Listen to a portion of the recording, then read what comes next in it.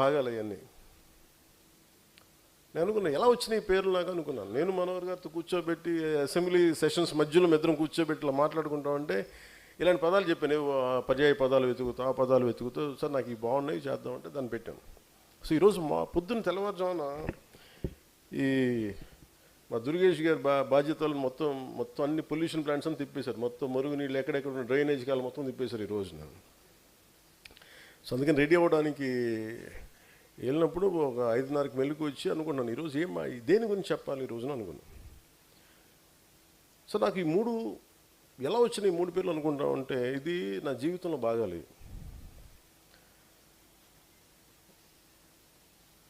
ఇక్కడ నేను చూస్తుంటే మన మాగాపు వీర్రాజు గారు కానీ, లేదంటే చింతపల్లి సంతోష్ గారు కానీ, తూముల్ కిషోర్ కానీ ట్యాక్సీ మన వీళ్ళ ముగ్గురు జస్ట్ ఒక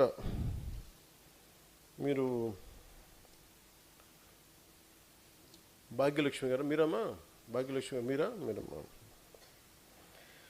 ఇక్కడున్న మన చేసిన మన ఆడపడుచులు కానీ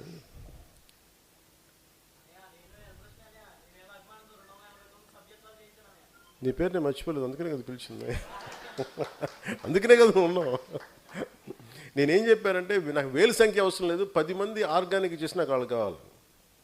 ఇది ఎందుకు చెప్పానంటే మార్నింగ్ లేచినప్పుడు ఎందుకు చెప్తున్నానంటే నేను అందరిని ఇండివిజువల్ గుర్తిస్తాను. నేను నాకు ఇలా కాదు, మన దగ్గర దాదాపు 20,000 మంది ఈ సాధక్ డ్రైవ్ చేసిన సాధకులుగా ఉన్నారు. సో నేను వివరిస్తాను ఎందుకు మీరు సాధక్ అనే పదం ఇవన్నీ. మనం ఒక అవగాహన ఉన్నప్పుడు, ఒక నేసెంట్ స్టేజ్లో ఉన్నప్పుడు, లేదంటే మనం ఎదుగుతున్న పరిణామ దశలో ఉన్నప్పుడు, సమాజాన్ని చూస్తున్నప్పుడు ఒక చిన్న కోపం వస్తే, ఒక అన్యాయం చూసినప్పుడు, ఒక మురుగునీటిని శుద్ధి చేయకుండా కాలంలోకి వదిలేసినప్పుడు, తాగే నీళ్లు కలుషితం అయిపోతుంది. సగటు మనిషికి ఒక వ్యక్తికి చిన్నపిల్లడు కోపం వస్తుంది. ఎవరి మీద కోపం చూపించాలో తెలియదు, కానీ అన్యాయం జరుగుతుందో తెలుస్తుంది. అది కొద్దిగా ముందుకెళ్తే అది ఒక ఉద్యమకారుడి రూపం వస్తుంది. దాన్ని ఉద్యమిస్తాడు, దానికి ఏది వాళ్ళతో మాట్లాడటం లేదంటే ముందుకెళ్ళడం. కానీ దానిని కొన్ని సంవత్సరాల పాటు పట్టుకుంటే ఒక సాధకుడిగా మారుతాడు. సాధకుడు అనేది స్పిరిచువల్ వర్డ్, యాక్చువల్గా పొలిటికల్ వర్డ్ కాదు. సాధక్ అంటే ఒక సాధన చేసేవాడు, స్పిరిచువల్ సాధన చేసేవాడు సాధక్ అంటారు. నేను రాజకీయాలని స్పిరిచువల్ సాధనగా పెట్టుకున్నాను. ఎందుకంటే నేను వెళ్ళిపోయి నేను కూర్చోబెట్టి యోగాలు చేసుకుంటూ ఇవన్నీ పెట్టుకుంటూ నేను చాలా సుఖంగా ఉండిపోవచ్చు.